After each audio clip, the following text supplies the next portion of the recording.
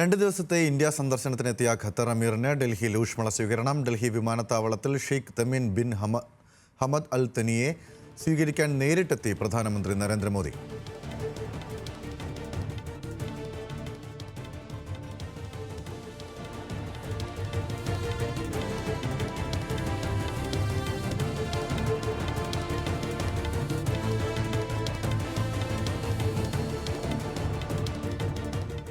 വിവരങ്ങളുമായി നാഷണൽ ഡെസ്കിൽ നിന്നും ലക്ഷ്മി ബാലചന്ദ്രൻ ചേർന്നു. ലക്ഷ്മി, എന്തൊക്കെയായിരിക്കും ഈ കൂടിക്കാഴ്ചയുമായി ബന്ധപ്പെട്ട് നടക്കാനിരിക്കുന്ന പ്രധാനപ്പെട്ട പരിപാടികൾ? പല നയങ്ങളും മാറ്റപ്പെട്ടേക്കുമെന്നും പ്രതീക്ഷിക്കപ്പെടുന്നുണ്ട്. വിശദാംശങ്ങൾ എന്താണ്?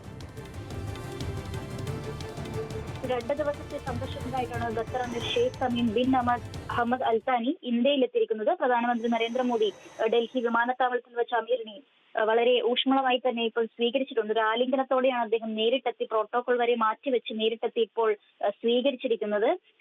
ഈ ഒരു ദ്വിദിന സന്ദർശനത്തിൽ ഇപ്പോൾ ശനിയാഴ്ച ഖത്തർ സന്ദർശിച്ച പ്രധാനമന്ത്രി നരേന്ദ്രമോദിയുടെ ക്ഷണം സ്വീകരിച്ചാണ് ഇപ്പോൾ അമീർ ഇന്ത്യയിലെത്തിയിരിക്കുന്നത്. ഇരു രാജ്യങ്ങൾക്കുമിടയിലെ ബഹുമുഖ പങ്കാളിത്തം ശക്തിപ്പെടുത്തുന്നതടക്കമുള്ള വിഷയങ്ങളിൽ നേതാക്കൾ ഉഭയകക്ഷി ചർച്ചകൾ നടത്തുമെന്നാണ് സൂചന.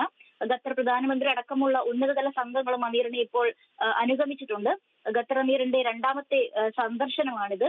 ഫെബ്രുവരി 18, അതായത് നാളെ രാഷ്ട്രപതി ഭവനിൽ ഔപചാരിക സ്വീകരണം നൽകുമെന്നും രാഷ്ട്രപതി ആതിഥ്യം വഹിക്കുന്ന അത്താഴ വിരുന്നും ഉണ്ടാകുമെന്ന് വിദേശകാര്യ മന്ത്രാലയം അറിയിച്ചിട്ടുണ്ട്. വ്യാപാര വിഷയങ്ങളിലടക്കം ഇന്ത്യ ഖത്തർ ബന്ധത്തിലുള്ള ഉഭയകക്ഷി ചർച്ചകൾ നടക്കാനിരിക്കുകയാണ്. കേരളത്തിൽ നിന്ന് വലിയൊരു വിഭാഗം ഇപ്പോൾ പ്രവാസി സമൂഹം ഇപ്പോൾ ഖത്തറിലുള്ളതായിട്ട് അറിയാലോ. അപ്പോൾ അമീറിന്റെ ഒരു ഇന്ത്യ സന്ദർശനത്തിലെ ചർച്ചകളിലും പ്രഖ്യാപനങ്ങളെയും ഒക്കെ വളരെയേറെ പ്രതീക്ഷയോടെയാണ് ഇപ്പോൾ കേരളത്തിൽ നിന്നുള്ള ഒരു പ്രവാസികളും ഉറ്റുനോക്കുന്നത് എന്നുള്ളതാണ് ഗൗതം.